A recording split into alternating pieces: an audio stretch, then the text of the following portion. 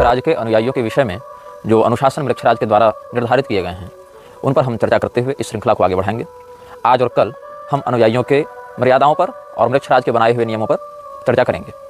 ये दो अनुभाग आपके लिए म्लेच्छराज के अनुयायियों की नियमावली और बाह्य अनुशासन को समझने के लिए बहुत सहयोगी सिद्ध होंगे। हमारे पास कुछ लोगों ने यह प्रश्न किया था कि म्लेच्छराज और कलिपुरुष में क्या अंतर है, म्लेच्छराज और दैत्यराज में क्या अंतर है, या म्लेच्छराज और असुर राज में क्या अंतर है। आसुरी संपदा और दैवी संपदा दो प्रकार की संपदाएं शास्त्रों में वर्णित हैं। इनके विषय में अधिक जानने के लिए आप श्रीमद् भगवद गीता के 16वें अध्याय का परंपरा प्राप्त अध्ययन कर सकते हैं। आसुरी संपदा को सामान्यतया आप ऐसे समझें, दंभो दर्पोभिमानश्च क्रोधः पारुष्यमेव च अज्ञानं चाभिजातस्य पार्थ संपदमासुरीं। दैवी संपद विमोक्षाय निबंधाय सुरीमता। जहाँ दंभ हो, दर्प हो, अभिमान हो, क्रूरता हो, कपट हो, विश्वासघात हो, निर्दयता हो, अज्ञान हो, लोभ हो, मतलब जो नकारात्मक तत्व हैं वो जहाँ पर स्थित हों उस ऊर्जा को आसुरी संपदा कहते हैं। और आसुरी संपदा व्यक्ति को फंसाने का, बांधने का, भटकाने का कार्य करती है। और इस आसुरी संपदा का जो सर्वश्रेष्ठ धारक होता है उसको कहते हैं असुर राज। वर्तमान में असुर राज के पद पर महाराज बलि की प्रतिष्ठा है, तो आसुरी संपदा का पूरा अधिकार उनके पास है। यद्यपि महाराज बलि व्यक्तिगत रूप से भगवान के भक्त हैं, किंतु आसुरी संपदा का विभाग चूंकि उनका है और कोई भी सृष्टि क्रम बिना आसुरी संपदा और दैवी संपदा को सम्मिलित किए आगे नहीं बढ़ सकती है। कोई भी सृष्टि प्रक्रिया, कोई भी सृष्टि क्रम नहीं बढ़ सकता है आगे, जब तक उसमें तमोगुण नहीं होगा, जब तक उसमें आसुरी संपदा नहीं होगी, जब तक उसमें कलियुग नहीं होगा। जैसे आपका जब शरीर बनेगा उसमें मलमूत्र इत्यादि के तत्व से जुड़े हुए अभिक्रिया और अंग भी बनाए जाएंगे, तभी वो शरीर संपूर्ण होगा, नहीं तो वह शरीर नहीं बनेगा। उसी प्रकार इस सृष्टि को बनाने के लिए सत्वगुण के साथ साथ रजोगुण और तमोगुण की भी आवश्यकता है। कालक्रमानुसार व्यवस्थित करने के लिए जाड़ा, गर्मी, बरसात, दिन, रात सबकी आवश्यकता है। सत्ययुग, त्रेतायुग, द्वापर युग, कलियुग सबकी आवश्यकता है। तो म्लेच्छराज कौन है? कलियुग का एक प्रतिनिधि जो कलियुग के विस्तार के लिए कलियुग के द्वारा दी गई शक्तियों का अनाम म्लेच्छादि अलग अलग पैशाचिक तत्वों के आश्रय से विस्तार करता है। और कलियुग कौन है? असुर राज के माध्यम से उसके अभियान को, आसुरी संपदा को आगे बढ़ाने के लिए निर्धारित किए गए एक विशेष कालखंड का नाम कलियुग है। तो कलियुग और असुर राज दोनों समझौता करते हैं। इसमें कलियुग शक्तियां देता है और असुर राज उद्देश्य देता है म्लेच्छराज को। मतलब म्लेच्छराज के ऊपर है कलिपुरुष कलियुग और कलियुग के ऊपर है असुर राज। तो कलियुग के ऊपर है असुर राज से तात्पर्य यह है कि कलियुग तो एक समय का खंड है, कालखंड है, जिसका एक अधिष्ठाता तत्व है। वह कलियुग दिखता कैसे है, उसका स्वरूप कैसा है? तो पिशाच वदनः क्रूरः कलिश्च कलह प्रियः वाम हस्ते धृतः शिष्णः दक्षे जिह्वां नृत्यति। अपने दाहिने हाथ में जिह्वा को पकड़ के और अपने बाएं हाथ में लिंग को पकड़कर जो नग्न होकर अट्टहास कर रहा है, पिशाच के समान जो क्रूर दिखता है और कलह में जिसको बहुत रुचि है, ऐसे तत्व को कलिपुरुष कहा जाता है। और यह कलिपुरुष म्लेच्छराज का आराध्य भी होता है। म्लेच्छराज को शक्तियां ही प्रदान करता है। जब म्लेच्छराज की शक्तियां क्षीण होती हैं तो कलिपुरुष ही उसको शक्ति देता है, और जब कलिपुरुष भी क्षीण होने लगता है तब असुर राज के माध्यम से कलिपुरुष को अभिवृद्धि प्रदान की जाती है, कलिपुरुष को पुष्ट किया जाता है। तो हम यह बता रहे थे कि वर्तमान में जो असुर राज, दैत्यराज, बलि हैं, उन्हीं के निर्देश पर कलियुग कार्य करता है और कलिपुरुष के निर्देश पर म्लेच्छराज कार्य करता है। फिर कुछ लोगों ने पूछा कि म्लेच्छराज और रावण में अगर युद्ध हो तो कौन जीतेगा? अरे भैया, रावण के सामने क्या है म्लेच्छराज? रावण अपनी पलक झपकते ही 1000 म्लेच्छराज को ऐसे ही निपटा सकता है। म्लेच्छराज इत्यादि की वास्तविक शक्ति देखें तो देवराज इंद्र के सामने भी कुछ नहीं है। देवराज इंद्र अपितु एक बार म्लेच्छराज को हरा चुके हैं, लेकिन देवराज इंद्र के प्रधान शत्रु तो असुर राज बलि हैं, इसलिए वो म्लेच्छराज से सीधे नहीं भिड़ते। शियान मेगमे तेनसाई पंचम इस नाम से एक वीडियो गेम भी लॉन्च हुआ था और उस वीडियो गेम में आर्त म्लेच्छ का किरदार भी था। ये मुझे नहीं पता थी ये बात, लेकिन जब से हमने श्रृंखला प्रारंभ की है तब से बहुत से लोग संपर्क कर करके बता रहे हैं अपने अनुभव, बता रहे हैं अपने अभियान के बारे में, और बता रहे हैं कि इंटरनेट पर और भी कहाँ क्या क्या चीजें संकेत के रूप में उपलब्ध हैं। तो एक गेम का उन्होंने मुझे लिंक भेजा था किसी सज्जन ने, उसमें लिखते हैं शियान मेगामी तेनसाई 5 आर्द्रम्लेच्छ हार्ड मोड। ये यूट्यूब पर उपलब्ध है इस गेम का ट्यूटोरियल, और यहाँ पर आर्द्रम्लेच्छ का कुछ वैसा ही स्वरूप वर्णित है जैसा हमने बताया था। तो इस प्रकार से गेम इत्यादि के माध्यम से भी ये शक्ति लोगों को भटकाने का या अपनी ओर आकर्षित करने का कार्य करती है। अब हम आपको एक छोटा सा संकेत करेंगे, आपको थोड़ा सा परिश्रम स्वयं करना पड़ेगा। मैं चाहता तो इसकी लिंक दे सकता था, लेकिन मैं आपको लिंक नहीं दूंगा। मैं बस आपको विषय बता देता हूँ। 1989 ईस्वी में 1989 एक घटना घटित हुई थी। टेरेसा नाम की एक 15 साल की बच्ची जो ब्रिटिश नागरिक थी, ब्रिटेन की वो लड़की, ब्रिटिश लड़की जिसका नाम था टेरेसा, 15 साल की थी। उसका साक्षात्कार लिया था इयान लिस्ली ने, और इयान लिस्ली का वह साक्षात्कार 1989 में 1989 में प्रकाशित हुआ था। और आज से 4-5 वर्ष पूर्व 60 मिनट्स ऑस्ट्रेलिया इस चैनल ने उस इंटरव्यू का कुछ भाग हाईलाइट्स के रूप में प्रसारित भी किया था। आप गूगल पर सर्च करेंगे, यूट्यूब में जाकर 60 minutes Australia Satan's children Ian Leslie interview Teresa, इस प्रकार से कुछ कीवर्ड्स आप सर्च करेंगे तो वो साक्षात्कार आपको मिल जाएगा। जो 60 मिनट्स ऑस्ट्रेलिया में साक्षात्कार है वो लगभग 18 मिनट का है, और उसके एक्सटेंडेड वर्जन्स भी और चैनल्स में उपलब्ध है, और इससे मिलते जुलते बहुत से वीडियो उपलब्ध हैं। सार क्या है उस साक्षात्कार का? टेरेसा नाम की एक बच्ची के माता पिता का तलाक हो जाता है। माता पिता के तलाक के बाद वह अपने पिता की कस्टडी में जाती है, लेकिन उसका पिता उसे छोड़ देता है अपनी माँ के पास। मतलब लड़की अपनी दादी के साथ रहने लगती है, और उसकी दादी म्लेच्छराज से जुड़े किसी संस्था में काम करती थी, वहाँ से वह जुड़ी हुई थी। तो ये जब वो बच्ची 3 साल 3.5 साल की थी तो उसको लेकर, टेरेसा को लेकर इसकी दादी जाती थी उस गिरोह में, और वहाँ पर बहुत से ऐसे कुकृत किए जाते थे जो कि रोंगटे खड़े करने वाले हैं। ये साक्षात्कार अंग्रेजी में है, आपको अगर अंग्रेजी अच्छी आती हो तो उस साक्षात्कार को अवश्य देखिएगा। वहाँ उस बच्ची ने सब कुछ बताया है कि कैसे, जब वो बच्ची 15 साल की हुई तभी साक्षात्कार लिया गया, तो 12 साल में उसके साथ क्या क्या हुआ इसको उसने बहुत अच्छे से बताया है। वहाँ पर उसने कहा कि 10-10, 20-20 लोग मेरा बलात्कार करते थे और मेरी दादी हंसती रहती थी, और मेरी दादी भी बहुत से पुरुषों से संबंध बनाती थी और मुझे भी बनाने के लिए कहती थी और मुझे बनाना पड़ता था। तो पहले तो ज़्यादा कुछ हुआ नहीं, 11 साल की उम्र में जब हम गर्भवती हो गए, तो 11 साल की उम्र में हमारा बच्चा जब जन्म लिया तो हम वहीं पर थे। फिर उस बच्चे को मेरे सामने मारा गया और उस बच्चे को मुझे खिलाया गया, और उसके बाद से जब हम गर्भवती होने लगे तो 8 बार हमारा गर्भपात करवाया गया, और केवल मनुष्यों से नहीं, गधे से, बकरे से संभोग करवाया जाता था। Sexual abuse, anal sex, oral sex सब करते थे वो लोग। और वो जो लोग थे जो इस रिचुअल्स को करते थे, जो ये शैतानी क्रियाएं करते थे, वो बहुत बड़े बड़े अमीर लोग हुआ करते थे। उनके घर, उनकी कोठियाँ बहुत बड़ी बड़ी होती थी, और मेरी दादी वहाँ काम करती थी, वहाँ की मेंबर थी, और वहाँ पर छोटे छोटे बच्चों को ले जाया जाता था, छोटे छोटे बच्चों की बलि दी जाती थी। वहाँ पर कई प्रकार के बलिदान शैतान के लिए किए जाते थे। एक तो एनिमल सेक्रीफाइस है, पशु का बलिदान, दूसरा है ह्यूमन सेक्रीफाइस मतलब इंसान की बलि, तीसरा है सेक्सुअल सेक्रीफाइस मतलब संभोग क्रिया के माध्यम से कुछ ऐसी क्रिया वो करते थे, और फिटस को, भ्रूण को निकालकर गर्भपात करके या फिर नवजात बच्चे की बलि देकर भी शैतान को संतुष्ट किया जाता था वहाँ पर। और 10 व्यक्ति 20 व्यक्ति छोटे रिचुअल्स में, और बड़ा सेरेमोनियल अगर रिचुअल रहे तो 30 व्यक्ति 40 व्यक्ति भी रहते थे, जिसमें कई बार पशुओं से संभोग कराया जाता था। छोटे छोटे बच्चों को लाते थे और बच्चों को वहीं पर बलि दिया जाता था। कई बार लोगों को ड्रग देकर लाया जाता था, उनके गले को काटा जाता था, और बहुत सी शैतानी गतिविधियां होती थी वहाँ पर, ऐसा उस बच्ची ने कहा। तो उस बच्ची के दावे के आधार पर उसका मेडिकल जांच उसकी करवाई गई, तो पता चला कि सच में इस बच्ची का इतना बार गर्भपात हुआ है, या वैसे सेक्सुअल एब्यूज जिसके साथ में उसके अंगों पर वैसा प्रभाव पड़ा है। और उसकी जब मानसिक जांच करवाई गई तो उसके जो मेडिकल असिस्टेंट्स थे, जो साइकियाट्रिस्ट थे, और जो भी मनोवैज्ञानिक थे वहाँ पर, मनोचिकित्सक थे, उन्होंने बताया कि पिछले 2 साल में लगभग 20-22 लोग इस प्रकार के समान कथाओं को लेकर आए हैं। मतलब उसमें 5-6 साल के बच्चे भी थे, उसमें 25-30 साल के लोग भी थे, और उसमें बहुत से लोग तो ऐसे थे जो खुद वो संभोग करने वाले पुरुष मंडल में भी सम्मिलित थे, और वहाँ से भाग कर थक कर वो सब आए थे। इस बच्ची से पूछा गया कि तुमको कभी ऐसा नहीं लगा कि मैं गलत कर रही हूँ, बुरा कर रही हूँ? उस बच्ची ने कहा कि मैं जब जन्मी, मैं बड़ी हुई, थोड़ी बहुत मुझे चलने बोलने की अकल आई, तो मुझे इसी जिंदगी में ढकेला गया, तो मुझे लगा ये नॉर्मल जिंदगी का हिस्सा है। जैसे आपको कड़वी दवा खाना अच्छा नहीं लगता लेकिन आप खाते हैं इसको नॉर्मल समझकर, वैसे मुझे ये सब अच्छा नहीं लगता था, लेकिन मुझे लगा शायद पूरी दुनिया ऐसा ही करती होगी कि अपने पहले बच्चे को खा जाओ। और देखो विचित्र बात क्या है कि पिछले अनुभाग में ही हम इस बात को बता रहे थे कि कैसे अपने बच्चे का मांस खाना नॉर्मलाइज किया जा सकता है, एक उदाहरण को समझाने के लिए। और आज ही प्रातःकाल मुझे ये इंटरव्यू देखने को मिला, और वो इंटरव्यू वास्तव में बहुत हृदय विदारक है, और मैं उसकी लिंक तो नहीं दूंगा। आप यान लेस्ली के द्वारा टेरेसा का जो साक्षात्कार लिया गया था 1989 में, उसको आप यूट्यूब पर सर्च करेंगे 60 मिनट्स ऑस्ट्रेलिया, तो इस चैनल पर उसका पूरा विवरण आपको मिल जाएगा। तो उसने एक कविता लिखी थी, 3 पंक्ति की मात्र कविता है जो उस बच्चे ने लिखी थी। उसमें कहती है, nothing left, I would scream but there is no voice left, I would cry but there are not tears left, I would fight but there is no strength left. अर्थ यह है, मैं चिल्लाना चाहती हूँ, मैं चिल्लाती लेकिन मेरी आवाज़ नहीं बची, मैं रोना चाहती हूँ लेकिन मेरे आंसू नहीं बचे, मैं लड़ना चाहती हूँ लेकिन मेरे पास शक्ति नहीं बची।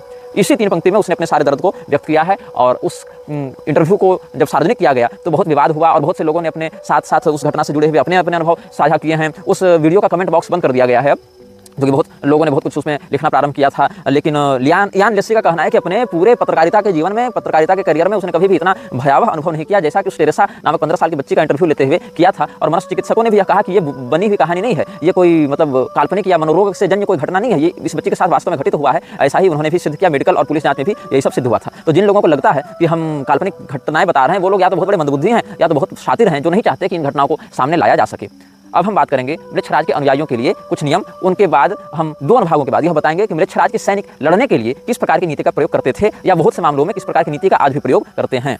म्लेच्छराज का अगला नियम यह है अपने अनुयायियों के लिए कि आपको समाज में सदैव प्रभावी दिखना है, डिसेंट दिखना है। ये नहीं कि आप दीनहीन दिख रहे हैं। इसीलिए आप देखिएगा पश्चिम का जगत और उसकी छाया में आने वाला समुदाय आज भी इस बात को बहुत ध्यान से एथिक्स को फॉलो करता है। एथिक्स आप समझेंगे कि कैसे आपको टेबल पर बैठना है, कहाँ छुरी रखना है, कहाँ कांटा रखना है, कहाँ चम्मच रखना है, कहाँ ग्लास रखना है, वाइन की ग्लास को कैसे पकड़ना है, रम के ग्लास को कैसे पकड़ना है, उसको छलकाना कैसे है, टाई कैसे पहनना है, बो कैसे लगाना है, और बेल्ट कैसे लगाना है, सुलेस कैसे बांधने हैं। मतलब बिल्कुल उसकी एक नियमावली फिक्स होती है। वो डिसेंसी दिखाना चाहते हैं, डिसेंट दिखाना चाहते हैं, ताकि लोगों को यह लगे कि बहुत अनुशासित व्यक्ति है, ये बहुत सुलझा हुआ व्यक्ति है। और कोई भी व्यक्ति दीनहीन अवस्था में म्लेच्छराज के अनुयायियों में से नहीं दिखना चाहिए। उसको हमेशा एक रौबदार व्यक्तित्व में समाज के सामने प्रस्तुत होना चाहिए। सबसे पहला कार्य है उसका पहनावा।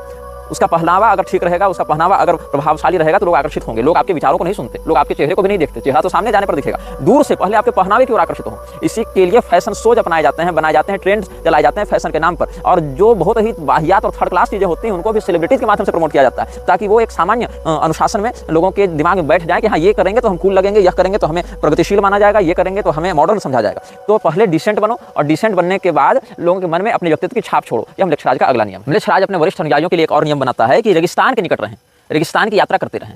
इसमें एक बहुत ही रहस्यपूर्ण बात है कि अशुचि मरुदेश निवासिनः, जो हमने आपको कुल्लू भक्त की टीका से बताया था, और वहाँ पर पिशाचों को मरुदेश में रहने वाला बताया गया है। और भारत में भी राजस्थान में जो लोहारगल तीर्थ है वहाँ पर ही म्लेच्छराज समाश्रितम ऐसा कहा गया है। तो म्लेच्छराजों की जो ऊर्जा है, वह जो पावर हाउस है उनका, वह अधिकांशतः रेगिस्तानी क्षेत्रों को प्रभावित करता है। वहाँ उसको एकांत मिलता है, सुनसान मिलता है, तपती रेत में उसकी ऊर्जाएं अधिक विकसित होती हैं। उसी के लिए वह, क्योंकि वहाँ रेगिस्तान में ब्रह्महत्या का वास है। आप ध्यान से अगर इस प्रकरण को समझे होंगे, जहाँ देवराज इंद्र ने विश्वरूप के माध्यम से जो ब्रह्महत्या प्राप्त हुई उनके वध के कारण, उसको 4 भागों में बांटा था। तो कहीं कहीं 6 भाग भी है, भ्रूण और अग्नि मिलाकर, लेकिन प्रधानता से 4 भागों में बांटा था। उसमें एक भाग पृथ्वी को प्राप्त हुआ। तो पृथ्वी में जहाँ बंजर और मरुस्थल इत्यादि वाली भूमियां हैं, वहाँ उस ब्रह्महत्या का प्रभाव बहुत अधिक रहता है। और जो ब्रह्म हत्या है, भ्रूण हत्या है, गो हत्या है, ये सब पाप पिशाचों के चित्तवृत्ति को आकर्षित करते हैं, उनका पोषण करते हैं। इसीलिए पिशाच और ऐसी पैशाचिक शक्तियां, आसुरी शक्तियां हत्या और पाप से घिरे क्षेत्रों में रहती हैं।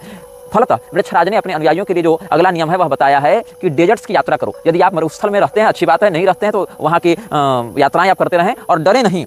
और आपको रेगिस्तान की यात्रा साल में 2 साल में एक बार करनी चाहिए, ताकि आप उसकी जो ज्योति है उसको खाद पानी तेल ये सब मिलता रहे, अनामलेश की ज्योति आपके हृदय में विकसित होती रहे। Don't be afraid to go to the desert road alone. और आपको अकेले जाना है, ये नहीं कि आपको फैमिली ट्रिप बनानी है, वहाँ पर अकेले उसकी यात्रा करनी है आपको। आप परिवार बच्चे पत्नी के साथ ना जाएं, मतलब एक प्रकार से आप ऑफिशियल विजिट कर रहे हैं अपने हेडक्वार्टर में, कॉर्पोरेट विजिट कर रहे हैं अपने हेडक्वार्टर में, ऐसा समझकर अकेले ही आपको रेगिस्तान की यात्रा करनी है। ये एक अप्रसिद्ध किंतु अनिवार्य नियम है। म्लेच्छराज के अनुयायियों के लिए घर से बाहर निकलने के समय देखने के यंत्र को पहनना अनिवार्य है। या तो आप घड़ी पहने, या तो आप मोबाइल रखें, या तो ऐसे समय प्रदर्शक यंत्र। ये नियम पहले नहीं था, ये नियम जब से समय इत्यादि का विशेष महत्व हो गया यांत्रिक दृष्टिकोण से, तब से ये नियम अनिवार्यतः लागू किया गया है। क्योंकि बहुत से ऐसे अभियान थे जो समय के सटीक रूप से ज्ञात न होने के कारण पीछे हट जाते थे। म्लेच्छराज के बहुत से ऐसे अभियान थे जो उसके अनुयायी पूरा तो करना चाहते थे, लेकिन समय का व्यवस्थापन ठीक से नहीं हो पाया। 5 मिनट के लिए मिस कर गए, 50 मिनट के लिए मिस कर गए, तो टाइम जोन का भी अंतर पड़ता है। तो ऐसी स्थिति में म्लेच्छराज ने कहा कि भाई घड़ी पहनना प्रारंभ करो और एक ऐसे यंत्र को धारण करो जिससे तुमको समय को समझने में सुविधा हो। समय का ध्यान रखोगे तो वह ज्योति तुम्हारा साथ देगी, क्योंकि hours of light are limited. यही उसका कहना है कि प्रकाश के घंटे सीमित होते हैं। इसीलिए जब वह ज्योति अपने विकास में हो तो तुम्हें बताए गए कार्य को पूरा कर लेना है। यह अगला नियम है। समय के यंत्र के बिना आप कहीं की यात्रा नहीं कर सकते हैं। म्लेच्छराज का अगला नियम यह कहता है आपकी जिंदगी के कुछ मायने होने चाहिए, उस पर आपकी निष्ठा दिखनी चाहिए। ये नहीं कि आप डिप्रेशन में दिखने वाले हों, ये नहीं कि आप अपने लक्ष्य से भटक गए हों। आपको यदि इन्वेस्टमेंट चाहिए म्लेच्छराज की ओर से, ऐसे सीधे सीधे प्राप्त नहीं होती है वह इन्वेस्टमेंट, उसके किसी छोटे मोटे गुलाम के माध्यम से प्राप्त हो जाती है। लेकिन मुख्य तो केंद्र उसी का है, मुख्य तो ऊर्जा उसी की है। इसीलिए यदि आपके जीवन के मायने स्पष्ट नहीं हो पाए, अगर उसको ऐसा लगेगा कि आपको जिस काम के लिए चुना गया था आप उस काम में असफल हो रहे हैं, तो फिर आपके जीवन को आगे वह बढ़ाएगा ही नहीं। मतलब ये नहीं कि चलो ठीक है तुमको रिटायर कर दिया, तुम जाओ अपना जियो खाओ, हमको मतलब नहीं, ऐसा बिल्कुल नहीं होगा। यदि उसको लगेगा कि एक बार आपने उससे हाथ मिला लिया, उसकी शरण में आ गए और फिर भी आपके जीवन के मकसद को स्पष्टता से आप स्थापित नहीं कर पा रहे हैं, आप जीवन में अपनी पहचान नहीं बना पा रहे हैं, तो जिसकी पहचान नहीं उसकी पहचान मिटाना कोई कठिन कार्य नहीं। इसीलिए उस व्यक्ति को पूरे के पूरे सिस्टम से, पूरे के पूरे सिंडिकेट से ही हटा दिया जाता है। इसीलिए वहां बने रहने के लिए आवश्यक है कि आप ताउम्र अपनी पहचान को बनाए और बचाए रखने के लिए काम करें, बल्कि साथ साथ उसको बढ़ाते रहने के लिए भी कटिबद्ध बने रहें। म्लेच्छराज का एक और नियम है, चाहे परिस्थिति कैसी भी हो, आपके सर पर अगर बंदूक भी तान दी जाए तो भी आपको घबराना नहीं है। आप किसी भी स्थिति में उत्तेजना का प्रदर्शन नहीं कर सकते। आपके चेहरे पर चिंता या शकन के भाव नहीं दिखने चाहिए। आपके व्यक्तित्व में सदैव एक निर्भयता और सिंह के समान अकड़ होनी चाहिए। ये नहीं कि कोई अगर बंदूक दिखाकर कहे कि चलो सारा रहस्य उगलो तो आप सारा रहस्य उगल दें, बिल्कुल नहीं। आपको यदि स्मरण होगा, एक हॉलीवुड फिल्म आई थी Kingsman the secret service. Kingsman में यहाँ पर वो लेंसलॉट और गैलाहेड इत्यादि की नियुक्ति करते हैं, वहां पर इतनी कठोर परीक्षा और ट्रेनिंग की स्थिति होती है कि वहां पर तरह तरह के भावनात्मक और शारीरिक अत्याचारों के माध्यम से व्यक्ति की दृढ़ता को परखा जाता था कि भाई वो कितने हद तक वो सहन कर सकता है परिस्थितियों को, वो झेलने की ताकत उसमें कितनी है। तो ये तो एक फिल्मी स्क्रिप्ट हो गई जहां पर बहुत हल्के में दिखाया गया, लेकिन म्लेच्छराज अपने सेवकों की दृढ़ता को, उनकी वफादारी को इस हद तक टेस्ट करता है, परखता है, जिसकी आप कल्पना नहीं कर सकते। यहाँ तक कि आपके सामने आपके माता पिता की हत्या करने के बाद भी वो पूछ सकता है कि तुम्हारा क्या उद्देश्य रहस्य है, और अगर आपकी वफादारी वहां भी चूक गई तो इसके मतलब यह है कि आप उसके योग्य नहीं, आप उसके लायक नहीं है। आपको याद होगा जब हमने टेरेसा का उदाहरण दिया था तो इयान लेस्ली ने उसके साक्षात्कार में यह पाया कि टेरेसा की सगी दादी उसको उन पुरुषों के पास ले जाकर उसका बलात्कार करवाती थी और उसमें उसको मजा आता था ताकि वो अपनी वफादारी शैतान के प्रति सिद्ध कर सके। तो शैतान को खुश करने के लिए वो ऐसा करती थी, और ऐसा कहा जाता था कि छोटे नवजात बच्चों की बलि देने से शैतान खुश होता है। तो यह सगी दादी की वह जो घटना है, वो इंटरव्यू में इस बात को उसने कबूल किया, उसने स्वीकार किया। तो इससे क्या सिद्ध होता है कि आप अपने बाल बच्चे, अपने सगे जन्मे बच्चे को जो खा जाए, ऐसे व्यक्ति शैतान को खुश कर रहे हैं, तो ऐसी स्थिति में समझा जाना चाहिए कि उनकी वफादारी को परखने के लिए, उनके सहन शक्ति को परखने के लिए मानसिक और शारीरिक रूप से कितनी कठोर परीक्षाएं ली जाती रही होंगी। तो ये म्लेच्छराज का अगला नियम है कि आपके लिए म्लेच्छराज की वफादारी सबसे ऊपर होनी चाहिए, न कि कोई रिश्ता और न कोई महत्वाकांक्षा। म्लेच्छराज का अगला नियम यह कहता है 2 ही संबंध है संसार में, एक क्रिएटर ऑफ लाइट, एक चिल्ड्रन ऑफ लाइट। अब ये शब्दावली जो है उसको क्रिश्चियंस भी मानते हैं। क्रिश्चियंस के लिए जो गॉड है वो क्रिएटर ऑफ लाइट है, और जो मनुष्य हैं या जो अन्य जो प्रजाएं हैं वो चिल्ड्रन ऑफ लाइट है। लेकिन यहाँ पर ये अर्थ बदल जाता है। यहाँ पर शैतान ही उस शैतानी ज्वाला का, उस सोल ऑफ फ्लेम का जो है वो धारक है, रचयिता है। ज्वाला की आत्मा अनाम लक्ष्य है और आत्मा की ज्वाला आपके अंदर प्रतिष्ठित होगी। दोनों में अन्योन्याश्रय संबंध ही आप समझ लेंगे। फ्लेम ऑफ सोल कहें या सोल ऑफ फ्लेम कहें, क्योंकि वह जो शैतानी आग है जिसकी वो उपासना करते हैं, जिसके पास वो बलिदान देते हैं बच्चों का, जिसके अंदर वो शैतान की प्रतिष्ठा करके उसको बच्चों का बलिदान देकर संतुष्ट करते हैं, वो बनाने वाला और उसके बच्चे, यही तो संबंध बच जाता है। एक जिसने उस ज्वाला को बनाया और दूसरा वह जो उस ज्वाला को अपने अभिभावक के रूप में हृदय में स्थापित करता है। तो आपको चिल्ड्रन ऑफ लाइट के आधार पर सदैव क्रिएटर ऑफ लाइट के नीचे रहना है, मतलब आप उसको ओवर रूल नहीं कर सकते, आप उसकी अवज्ञा नहीं कर सकते। इसीलिए जो क्रिएटर ऑफ लाइट है वह चाहे तो चिल्ड्रन ऑफ लाइट को बनाए, बढ़ाए, मिटाए, आप उसको क्रॉस क्वेश्चन नहीं कर सकते हैं। आपकी अथॉरिटी चाहे कितने भी बड़े हैसियत पर आप हो, चाहे आप राष्ट्रपति बन गए हो, चाहे आप प्रधानमंत्री हो, चाहे आप वर्ल्ड बैंक के प्रेसिडेंट बन गए हो, लेकिन आप चिल्ड्रन ऑफ लाइट ही रहेंगे, आप क्रिएटर ऑफ लाइट नहीं बन सकते। आप उसको अपदस्थ करके उसकी सत्ता को चुनौती नहीं दे सकते हैं। म्लेच्छराज ने अपने अनुयायियों के लिए पैरवी निषिद्ध रखी। ये नहीं कि कोई व्यक्ति पैरवी करके किसी को ऊपर बढ़ा दे। Captains must earn their rank. जो नायक बनेगा, जो अधिकारी बनेगा, उसमें वह योग्यता होनी चाहिए, वह काबिलियत होनी चाहिए, वह समर्पण होना चाहिए उस पद पर बैठने के लिए जो आवश्यक है। वहाँ पैरवी नहीं चलती कि मेरा भाई है, मेरे पिताजी है, मेरा साला है, इसको भी यहाँ सम्मिलित करवा देते हैं, बिल्कुल नहीं। वहाँ इंडिविजुअल्स काम करते हैं, वहाँ फैमिलीज काम नहीं करती हैं, वहाँ पर व्यक्तिगत संबंध बनता है। Creator of light, children of light, बस इतना ही है। वहाँ पर किसी की कोई नाते रिश्तेदारी नहीं है, प्रत्येक व्यक्ति एक इंडिविजुअल एंटिटी है, एक यूनिट है वह। और आज के समाज में इस नियम को सार्वजनिक रूप से भी लागू किया जा रहा है। पहले परिवार को समाप्त किया गया, ज्वाइंट फैमिली को तोड़कर न्यूक्लियर फैमिली लाई गई, फिर न्यूक्लियर फैमिली में से पति पत्नी को अलग किया गया, अब उसके साथ बच्चे अटैच कर दिए गए, अब बच्चे भी अलग कर दिए गए। तो कहीं ना कहीं एक संयुक्त परिवार से कटता हुआ छोटा परिवार, फिर वहां से केवल पति पत्नी और वहां से केवल बच्चे और वहां से केवल एक इंडिविजुअल एंटिटी के रूप में तुम्हारी पहचान को स्थापित करने का कुचक्र किया जा रहा है। इससे क्या होता है, व्यक्ति का सामाजिक बल घटता जाता है, व्यक्ति अपने आप में अकेला और असहाय महसूस करने लगता है, और अकेला असहाय व्यक्ति अगर कोई है तो उसको अपने वश में करके गुलाम बनाए रखना बड़ा सरल होता है। म्लेच्छराज अपने अनुयायियों के हृदय में बदले की भावना का निषेध करता है। आपके मन में बदले की भावना नहीं होनी चाहिए। इसका अर्थ आपको ऐसे समझना चाहिए कि विश्व में अभी यूक्रेन और रूस का युद्ध चल रहा है। कुछ लोग यूक्रेन के पक्ष में हैं, कुछ लोग रूस के पक्ष में हैं। ऐसे ही फलस्तीन इजराइल का युद्ध चल रहा है, दोनों के ओर से अपने अपने लोग हैं। ऐसे ही अलग अलग देशों में बातें चलती रहती हैं, लेकिन जो टॉप मोस्ट अधिकारी होते हैं म्लेच्छराज के, उनके हृदय में एक दूसरे के प्रति बदले की भावना नहीं रहती है। आप इसको भारतीय परिप्रेक्ष्य में से देखें कि जिस मनमोहन सिंह की सत्ता को उखाड़ फेंकने के लिए नरेंद्र मोदी ने तमाम भाषण दिए और लोगों के मन में मनमोहन सिंह की नकारात्मक छवि गढ़ी, मनमोहन सिंह के मरने के बाद नरेंद्र मोदी सरकार उसकी बड़ी प्रतिमा लगवा रही है, उसके लिए राष्ट्रीय शोक कर रही है। क्यों कर रही है? तो भैया इसमें तो प्रोटोकॉल है। इस प्रोटोकॉल को बनाया किसने? इस प्रोटोकॉल को मानने की अनिवार्यता क्या है? इस प्रोटोकॉल के आधार पर आप जिस जनता को कह रहे थे कि ये व्यक्ति देश को नष्ट कर रहा है, खोखला कर रहा है, देश की अर्थव्यवस्था और सुरक्षा के साथ समझौता कर रहा है, मतलब एक प्रकार से देशद्रोह कर रहा है, फिर वह प्रोटोकॉल कौन बना रहा है जिसने आपके हाथ इतने कमजोर कर दिए कि आप मजबूर हो गए उसकी प्रतिमा बनाने के लिए और उसको महिमामंडित करने के लिए? तो जो भी म्लेच्छराज के टॉप मोस्ट होते हैं ऊपरी स्तर पर, जो सत्ता को प्रतिनिधि के रूप में चलाते रहते हैं, वो एक दूसरे के प्रति बदले की भावना नहीं रख सकते। और अगर वो ऐसा रखने लगे, तानाशाही में उतर गए और स्वयं को ही मालिक समझ बैठे, तो उनके जीवन में भी बहुत से संकट लाकर उनको युद्ध इत्यादि के माध्यम से हटा दिया जाता है, जैसे कि कर्नल गद्दाफी को हटाया गया था लीबिया से, क्योंकि उसने अपनी एक स्वायत्त सत्ता और अपनी एक स्वायत्त अर्थव्यवस्था को बनाने का प्रयास किया था। तो आप अगर म्लेच्छराज के अनुयायी हैं तो आपके लिए यह बदले की भावना नष्ट हो जावे, इसको समझना बहुत आवश्यक है। क्योंकि आप चाहे समाज में कितना भी विरोध करें, आप हृदय में बदले की भावना नहीं रखेंगे, और बदले की भावना यदि आप रखेंगे और वैसा ही व्यवहार करेंगे तो इसमें आपको एक बहुत मजबूत और बहुत ठोस पक्ष यह रखना पड़ेगा कि हमने जो काम किया वह न्यायोचित किया, हमने जस्टिस को लागू किया। यही कारण है कि अमेरिका अगर कहीं पर हमला भी करता है तो वहां पर यह नहीं कहता कि हम शत्रुता निभा रहे हैं, वो क्या कहता है, इस देश में हम लोकतंत्र की स्थापना कर रहे हैं, यहाँ जनता का राज ला रहे हैं, यहाँ न्याय का, कानून का राज ला रहे हैं, हम टायरेंट्स के एट्रोसिटीज से जनता को मुक्त कर रहे हैं। ऐसा उसका पक्ष रहता है। तो या तो बदले की भावना न रखो, या फिर अगर बदला लेना आवश्यक हो जाए तो वहां पर एक ऐसा पक्ष प्रस्तुत करो कि लोगों को यह न लगे कि बदला ले रहा था, लोगों को लगे यहाँ तो न्याय और जस्टिस की स्थापना की जा रही थी। व्यक्ति के पास सदैव दो अवसर होते हैं, एक युद्ध का और एक शांति का, और म्लेच्छराज ने युद्ध को सदैव दूसरे विकल्प में रखा है, क्योंकि युद्ध के लिए बहुत तैयारी चाहिए, योजना चाहिए, ऊर्जा चाहिए, शांति के लिए नहीं चाहिए। और शांति जो है वह किसी भी व्यक्ति को सुस्त करने का सबसे अच्छा माध्यम है।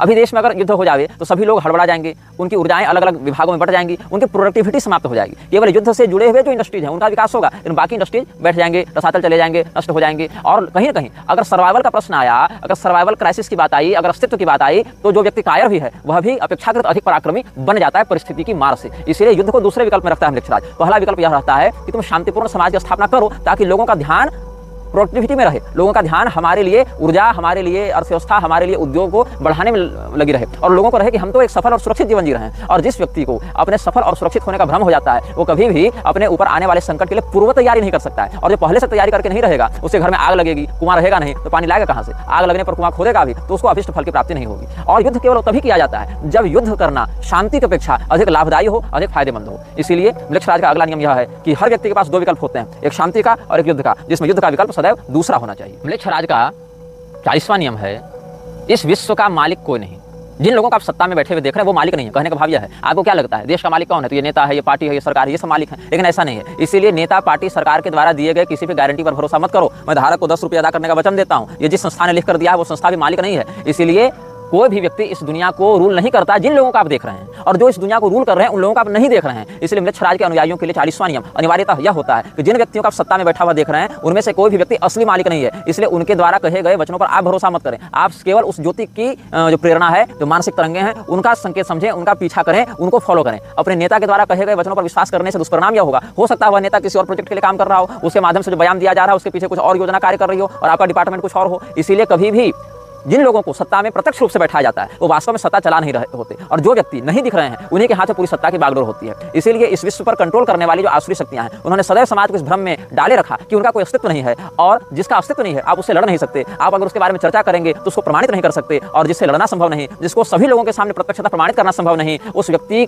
के माध्यम से उत्पन्न होने वाले, प्रायोजित होने वाले खतरे बहुत ज्यादा गंभीर हो जाते हैं और बहुत अधिक विध्वंसकारी परिणाम को सामने लेकर आते हैं।